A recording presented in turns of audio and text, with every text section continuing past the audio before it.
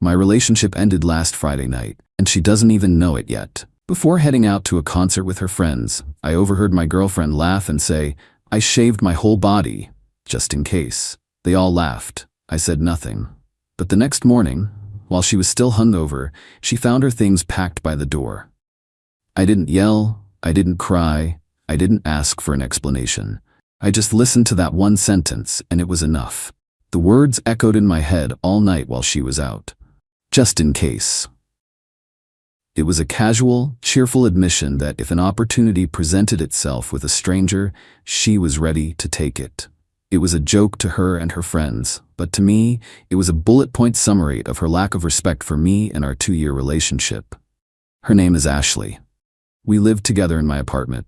I say my apartment because my name is the only one on the lease, a fact that would become very important very quickly. She was getting ready in the bedroom with her 2 friends, Becca and Jess, while I was in the living room, ostensibly watching TV. The door was ajar, and their voices carried. They were excited, talking about the band, what they were going to wear, how much they were going to drink. Then came the comment. Ashley said it, loud and proud. Jess shrieked with laughter. Becca's laugh was a little more hesitant, I thought, but she laughed too. My blood went cold. I didn't move a muscle. I just sat there on the couch, staring at the muted screen, replaying the words in my head. It wasn't just the cheating implication, it was the casual, premeditated nature of it. It was the fact that she said it in front of her friends, turning my potential humiliation into a fun little inside joke for their girls' night out. When they came out of the bedroom, she was glowing. She'd spent hours on her hair and makeup. She was wearing a dress I'd never seen before. She came over and gave me a quick, performative kiss. "We're heading out," she said, her voice bright. "Don't wait up, it's gonna be a late one." "Okay," I said, my voice perfectly level. "Have fun. Be safe." She didn't notice a thing. She didn't see the look in my eyes. She just saw the compliant boyfriend she was leaving behind while she went out to keep her options open. They left, and the apartment was quiet. For about 10 minutes, I just sat there. I didn't feel rage. I felt clarity. It was like a switch had been flipped. All the little red flags from the past 2 years suddenly arranged themselves into one big, waving banner.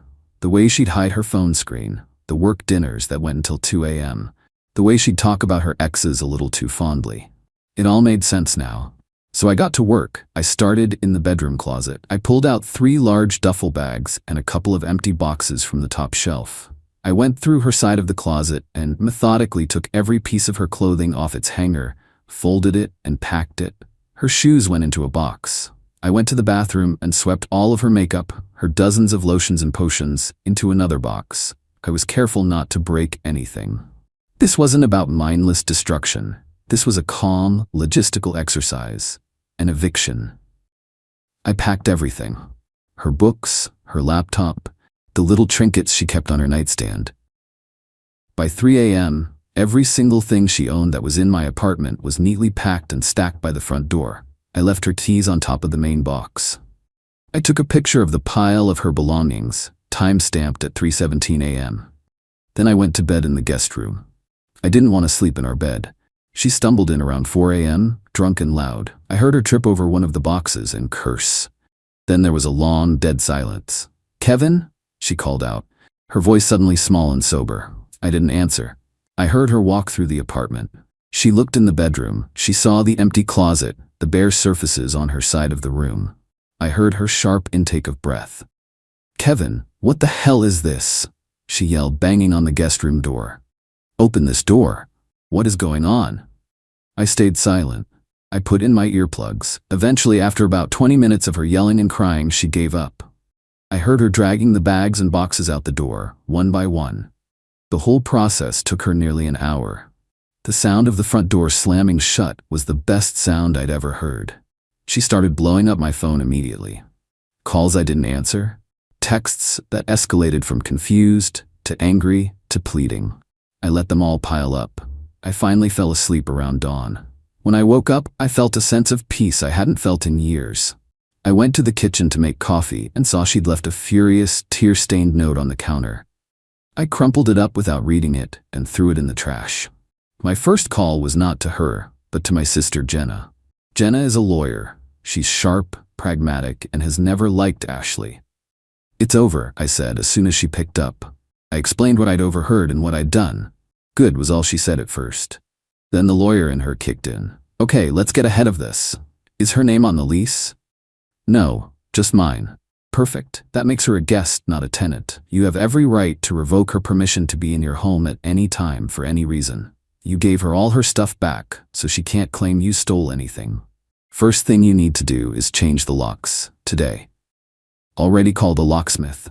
He's coming at 10 a.m. "Good boy," she said. "Next, the car." The car. A year ago, Ashley's old junker had died. She wanted a new one, a nice one, but her credit was garbage.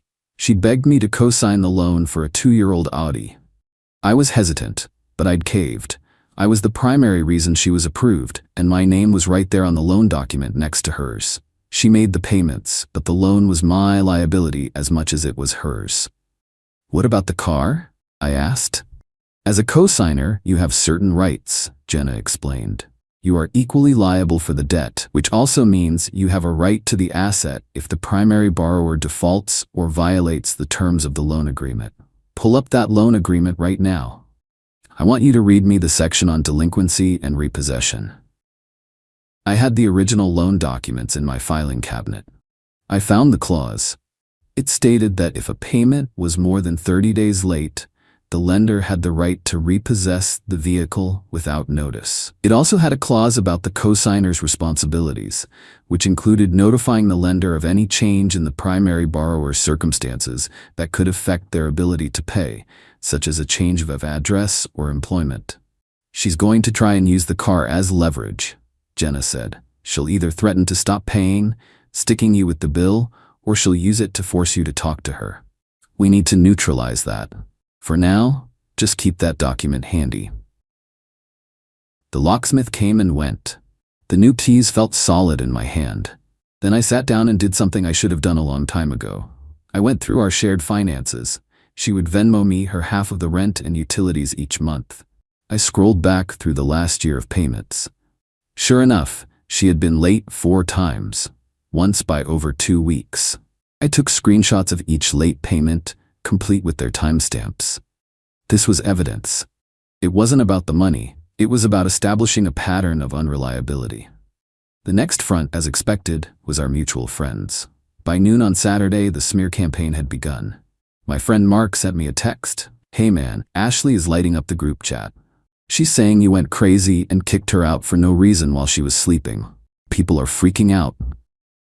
Ashley's version of the story was that I was an insecure, controlling monster who had been looking for an excuse to dump her. She completely omitted the shaved comment, of course. She was painting this as a sudden, psychotic break on my part. I called Mark. "She's lying. I'm sure you can guess there's more to the story." "I figured," he said, "but she's being really convincing, crying, saying she's scared of you." This was where I had to be careful. A public he said, she said would just be messy. I needed something undeniable. I thought about Becca, the friend who had been there when Ashley made the comment. Her laugh had sounded hesitant. I scrolled through my contacts and found her number. I sent her a simple text. "Hey Becca, I know you're in an awkward position, but I need to ask you a question. Was I wrong to be upset by what Ashley said last night before you all left?" Her reply came back almost instantly. "No, you weren't. It was a crappy thing to say. I told her that in the car." This was my opening. "She's telling everyone I kicked her out for no reason. Is there any chance you'd be willing to tell me what was said after that, in the group chat or whatever? I'm not trying to start a war, I just want the truth to be out there." I waited. For 10 minutes, nothing. I figured she didn't want to get involved. Then my phone buzzed. It was a screenshot from Becca. It was from their girls' group chat, timestamped Friday at 9:15 p.m., about 20 minutes after they had left my apartment. Jess had written, "That hot guitarist is totally checking you out, Ash." Ashley's reply was, "I know, right? Fingers crossed, lol. Good thing I came prepared." Becca's only contribution was a simple eye roll emoji. This was the smoking gun. It wasn't just a thoughtless comment. It was a plan, an intention. The joke continued long after she'd left my presence. I sent the screenshot to Mark. "This was the joke," I texted. "Feel free to share this in the group chat. I'm not going to argue with her, but people should see the truth." Mark's reply was swift. "Holy crap, okay, sending it now." I can only imagine the explosion that screenshot caused. Within an hour, I had texts from 3 other friends. "Dude, I'm so sorry. We should have known better. Ashley is insane." Her support network had evaporated. The narrative she was carefully crafting had been demolished by a single piece of evidence, provided by one of her own friends who had a conscience. Ashley, of course, went ballistic. She accused Becca of being a traitor. Becca, according to a later text from Mark, simply replied, "I'm not going to lie for you, Ashley. What you did was wrong." Becca then left the group chat. With the social firestorm handled, I turned my attention back to the car. I knew it was only a matter of time before she tried to use it against me. Sure enough, on Monday morning I got a furious email from her. Her number was blocked, so email was her only route. The subject was, "The car. You think you can just ruin my life and get away with it? You co-signed for my car." My car. "If you don't agree to meet me and talk this out like adults, I'm going to stop making payments. Then let's see how your perfect credit score looks. The ball is in your court." It was exactly the threat Jenna had predicted, but instead of feeling panicked, I felt calm. She had just given me exactly what I needed. Her threat, in writing, was a clear statement of intent to default on the loan agreement. I didn't reply to her. Instead, I called the auto finance company. I got a loan officer on the phone and explained the situation calmly and factually. "Hello, my name is Kevin Miller. I'm the co-signer on loan number 788B4. The primary borrower is Ashley Benson. I'm calling because I have reason to believe the asset is at risk. Ms. Benson is no longer residing at the address on file, and I am not aware of her current stable address. Furthermore, she has notified me in writing of her intent to cease making payments in violation of the loan agreement." The loan officer was all business. "Do you have that notification in writing, sir?" "I do," I said. "It's in an email timestamped this morning at 8:42 a.m. I can forward it to you." "Please do. Send it to our collections department email. I'll give you the address. Once we receive that, we will open a case file." Given the stated intent to default and the instability of the borrower's living situation, we may need to secure the asset. "Do you have any information about the vehicle's current location?" I did. Mark had told me Ashley was crashing on Jess's couch. I knew where Jess lived. I gave the loan officer Jess's address. "I believe the car is typically parked on the street near this address." "Thank you, Mr. Miller. We'll take it from here. You'll be notified of any action taken." I forwarded Ashley's threatening email to the bank. Then I sat back and waited. I had simply provided the lender with true and factual information. I had reported a risk to their asset, as was my responsibility as a co-signer.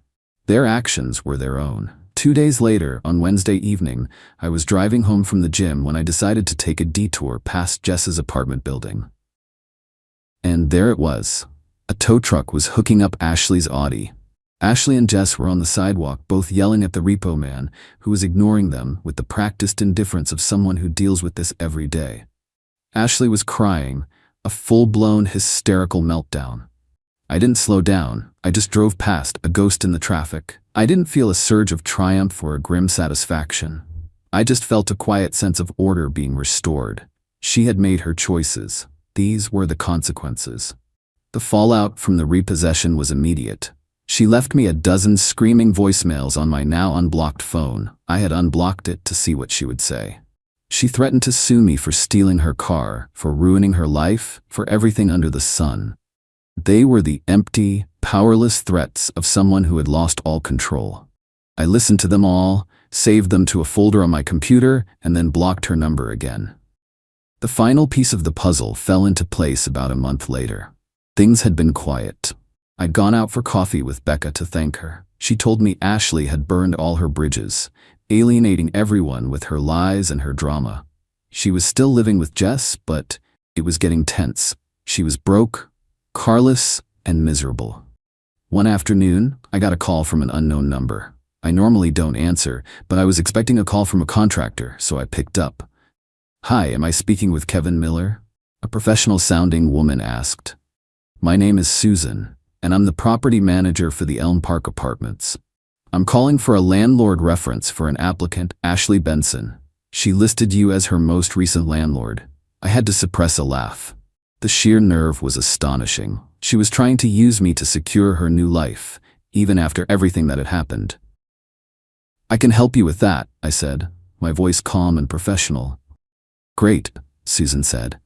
So can you confirm that Miss Benson was a tenant of yours for the last 2 years? I can confirm that she resided in my apartment for approximately 22 months, I said, choosing my words carefully. However, she was never a signatory on my lease agreement. She was a long-term guest. There was a pause on the other end. Oh, I see. And did she contribute to the rent? She did. She would transfer her half of the rent to me each month. And were those payments made on time? I pulled up the screenshots I had saved. According to my records, her payment was late 4 times in the last 12 months. Specifically, it was late in February, May, August, and October of last year. The August payment was 16 days late. I see, Susan said again, her voice now much cooler. And just one final question. Based on your experience, would you rent to Miss Benson again in the future? I paused for a beat, letting the silence hang in the air. No comment, I said. Right, she said. Well, that's all the information I need. Thank you for your time, Mr. Miller. She hung up. I knew with absolute certainty that Ashley's application had just been denied. I had not lied. I had not slandered her. I had provided a prospective landlord with truthful documented facts about her unreliability.